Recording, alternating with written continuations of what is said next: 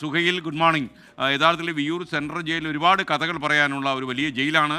അവിടെയാണ് നമ്മുടെ ഈ ഇരട്ട കൊല കേസിലെ പ്രതികളും താമസിക്കുന്നത്. എല്ലാവരും അവിടെ ഉണ്ടോ? എന്താണ് കൂടുതൽ വിവരങ്ങൾ? എസ് കെ എൻ ഒട്ടും ആശ്വാസകരമല്ലെങ്കിലും ഈ രാഷ്ട്രീയ കൊലപാതകങ്ങൾ ഏറെ കണ്ട നാട്ടിൽ TP കൊലപാതകത്തിന് ശേഷം ഏറ്റവും കൂടുതൽ CPM പ്രതിരോധത്തിലായ കേസാണ് പെരിയ ഇരട്ട കൊലപാതകം. അതിൻ്റെ സമാനതകൾ ഉന്നത CPM നേതാക്കളിലേക്ക് നീണ്ട അന്വേഷണം, അതിനപ്പുറത്തേക്ക് വൈകാരിക തലത്തിലുണ്ടായ ചർച്ചകൾ. ഈ രണ്ട് സമാനതകൾക്ക് അപ്പുറത്തേക്ക് ഈ രണ്ട് കേസുകളെയും യോജിപ്പിക്കുന്ന കാര്യം ജയിലുകളിൽ ഈ പ്രതികൾ അനുഭവിച്ച പ്രത്യേക പ്രിവിലേജുകളാണ്. നേരത്തെ ഈ TP കേസിൽ കൃമാണി മനോജും കൊടിസുനിയും അടക്കം അനുഭവിച്ച പ്രിവിലേജുകൾ ഏറെ വിവാദമായിരുന്നു. സമാനമായ രീതിയിൽ പെരിയ ഇരട്ട കൊലപാതക കേസിലെ പ്രതികളും ജയിലിൽ പ്രിവിലേജുകൾ അനുഭവിച്ചിരുന്നു. നേരത്തെ ഈ കേസിൽ ഒന്നാം പ്രതി പീതാംബരൻ അടക്കമുള്ള 14 പ്രതികൾ ഉണ്ടായിരുന്നത് കണ്ണൂർ സെൻട്രൽ ജയിലിലായിരുന്നു.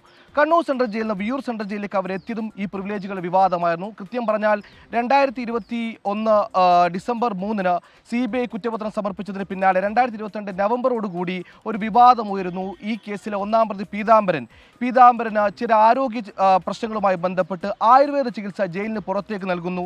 ഇത് കോടതി അനുമതി ഇല്ലാതെയാണ് നൽകിയത്. ഇതിന് ശേഷമാണ് അവർ വിയ്യൂർ ജയിലിലേക്ക് കൊണ്ടുവന്നത്. ഇപ്പോൾ നമ്മൾ കാണുന്നത് ഈ പ്രതികളെ കോടതിയിലേക്ക് കൊണ്ടുപോകാനുള്ള പോലീസ് ബസ് ഇവിടെ എത്തിയിട്ടുണ്ട്. ഏകദേശം 7:45 തന്നെ ഈ പ്രതികളെ ഇവിടെ നിന്ന് മാറ്റുമെന്നാണ് നമുക്ക് അറിയാൻ കഴിഞ്ഞത്. SK നേരത്തെ സൂചിപ്പിച്ചതുപോലെ വിയ്യൂർ ജയിൽ എത്ര പേരുണ്ടെന്ന ചോദ്യത്തിന് ഉത്തരം, ഈ കേസിൽ 24 പ്രതികളിൽ 11 പേരാണ് വിയ്യൂർ സെൻട്രൽ ജയിലുള്ളത്. അതായത് ആദ്യം ക്രൈംബ്രാഞ്ച് കുറ്റപത്രം സമർപ്പിച്ച കേസിലെ 14 പ്രതികൾ 3 പേർ ജാമ്യത്തിലാണ്. ആ 3 പേരൊഴികെ 11 പേർ ഇപ്പോഴും വിയ്യൂർ സെൻട്രൽ ജയിലുണ്ട്. ഈ 3 പേരാണ് ജാമ്യം ലഭിച്ച 3 പേരാണ് CPMന്റെ മുതിർന്ന നേതാക്കളായി നമ്മൾ പരിഗണിക്കേണ്ട ആളുകൾ.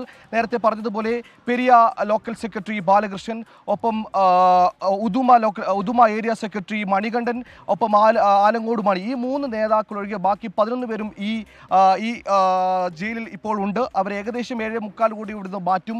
ഒരു 1.5-2 മണിക്കൂർ യാത്രയ്ക്ക് ശേഷം അവർ അവിടെ എത്തും. വളരെ വേഗത്തിൽ തന്നെ ഇപ്പോൾ വിയ്യൂർ സെൻട്രൽ ജയിലിലെ പ്രതികൾ എണ്ണക്രമത്തിലൊന്ന് പറഞ്ഞു പോകേണ്ടതുണ്ടെന്ന് തോന്നുന്നു.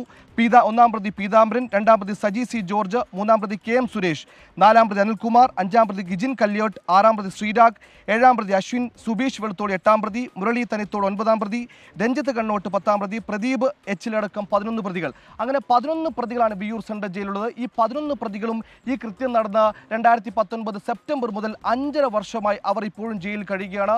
ഈ കേരളത്തിൻ്റെ രാഷ്ട്രീയ അന്തരീക്ഷത്തെ ചൂടുപിടിച്ച അല്ലെങ്കിൽ കലുഷിതമാക്കിയ കേസിൽ വിധി വരുമ്പോൾ അവർ ചെയ്ത കൃത്യത്തിന് എന്ത് തീർപ്പുണ്ടാകുമെന്ന ആകുലതയിൽ ആശങ്കയിൽ പ്രതികൾ ഏകദേശം ഒരു 10-15 മിനിറ്റിനകത്ത് നിന്ന് വിയ്യൂർ സെൻട്രൽ ജയിലിൽ കടന്ന് എറണാകുളത്ത് CBI കോടതിയിൽ എത്തുമെന്നാണ് മനസ്സിലാക്കുന്നത്.